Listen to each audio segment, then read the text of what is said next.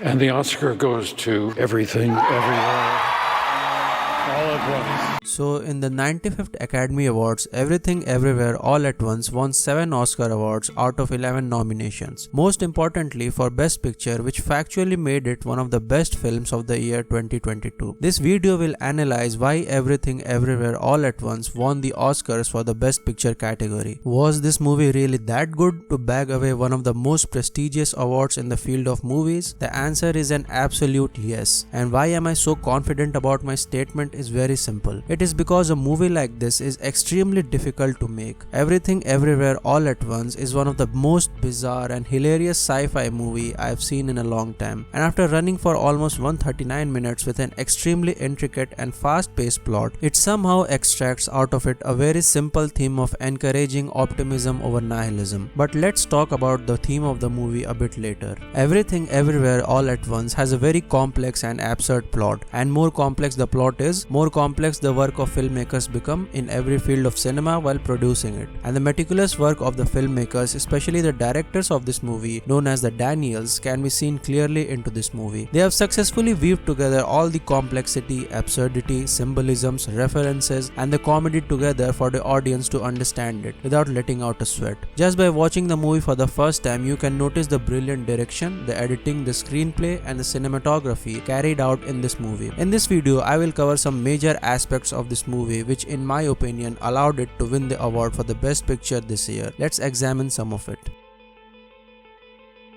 The movie starts with Evelyn stressed out and surrounded by hundreds of paperwork. She has numerous things to do which doesn't allow her to focus. Sometimes she checks paperwork, then on the other instant she starts to cook rice. She constantly changes the topic in her conversation with Waymond, sometimes talking about her father, then about the paint of the house, then food, then her laundry customers. She is shown equally stressed out with her daughter and the customers in the laundry area. Right from the beginning of the movie, we are shown how restless Evelyn is, which perfectly matches with the tense and absurd plot of this multiverse story. But what stands out in this scene is the constant usage of background music throughout the conversation, making the scene feel even more tensed and messed up. Customers, eat fast.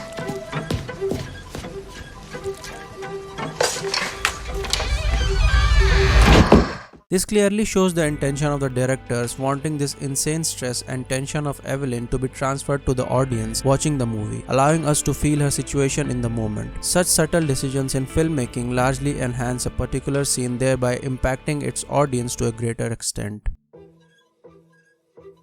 There is one more bit from the film I wanted to examine out of the many such intricate techniques used by the filmmakers, which is the masterful usage of comedy. If you have watched the movie, you would have noticed that for the characters who jump their consciousness throughout the different multiverses, they must do some kind of absurd random acts, like getting a paper cut between their fingers, or confessing love to their enemies, or peeing in your pants, or shoving up a sharp object up in their butt. The main catch is that the directors, who are also the writers of this film, could have used something very simple into their plot for the characters to verse jump, like just finding a target universe in their device and tapping the green button of the earpiece to jump into the other universes. But instead of that, they introduced this bizarre, awkward method of performing absurd random acts to activate the verse jump, and as a result, huge chunk of comedy is instantly introduced into the plot, thereby upscaling the movie from just a plain sci-fi genre to a comedy sci-fi genre. Like seriously, most of the hilarious comedies in the movie comes from this small decision of the writers, another subtle decision enhancing the film largely, which proves that the Daniels are not just some random filmmakers who won that prestigious award, but indeed very skillful ones, deserving to win the award. They taught their audience or the students of cinema that subtle but quality changes will not just enhance a movie, but sometimes will also allow them to win something magical like the Oscars.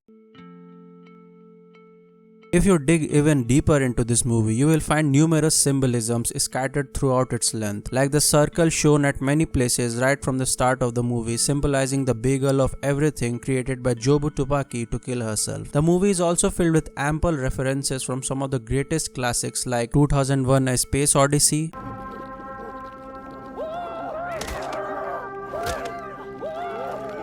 Ratatouille,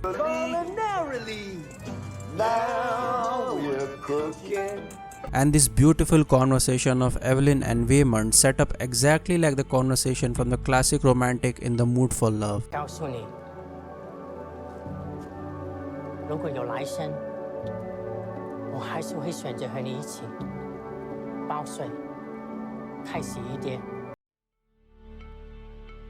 Apart from the subtle nuances of filmmaking, the execution of the movie was outstanding. The perfectly carried out editing of the scenes and frames by Paul Rogers resonated with the bizarre movement of the plot. Keeping in mind the complex plot, the editor had to carefully select and cut the fitting shots from a huge chunk. Because in such kind of films, if a solid foundation for the viewers is not set initially, the film would have fallen apart in the later parts of the plot. If you would have noticed, the editing of the shots throughout the movie was mostly quick and flashy to match the crazy multiversal drama. To make the analysis of this film's editing more understandable, just listen to what Thelma Schoonmaker, one of the greatest editors, has to say about the type of editing that wins an Oscar. Here you go, and this is how you win Oscars. You make flashy editing like this, and that's why I got an Oscar for Raging Bull, because of the incredible editing in the fight sequences, which all was beautifully programmed by Scorsese. He knew exactly what he was doing. And this is what the creators did in this movie to bag the Oscar for best editing. They also played with the color palette and aspect ratio for each universe presented in the movie. This tweaking of the aspect ratio with a separate color palette allowed the audience to identify the different universes and not get lost in the way as the plot progresses. They also used an aspect ratio of 4:3 during some scenes to make the viewers notice that these events happened in the past. Another subtle yet quality filmmaking technique, as I mentioned earlier.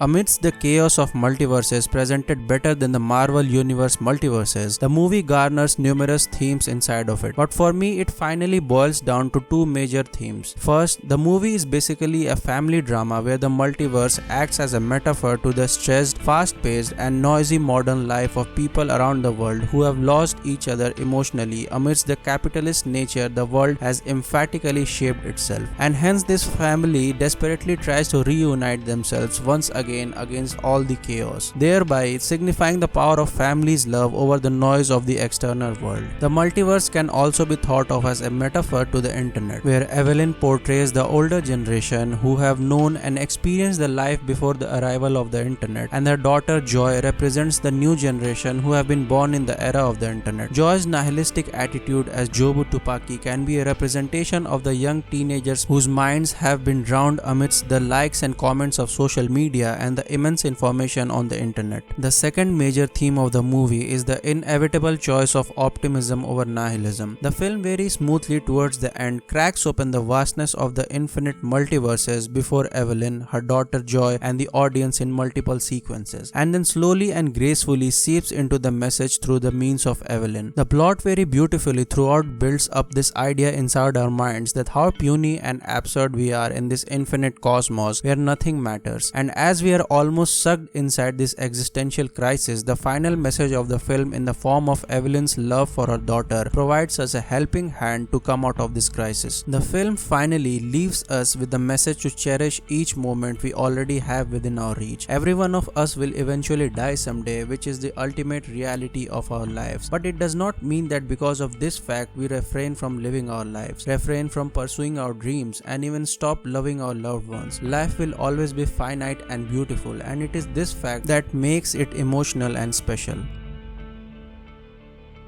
Even after covering so many aspects of the movie, I think I have barely scratched the surface of its analysis. The amount of hard work the Daniels and their team have put in this movie at such a low budget of $25 million is simply commendable. The Best Picture category in the Oscars is generally dominated by the drama genre movies. This has happened in a long time that a sci-fi comedy movie has grabbed the Best Picture award, which clearly indicates that a new era of appreciation for new age movies who are pushing the boundaries of imagination has finally started.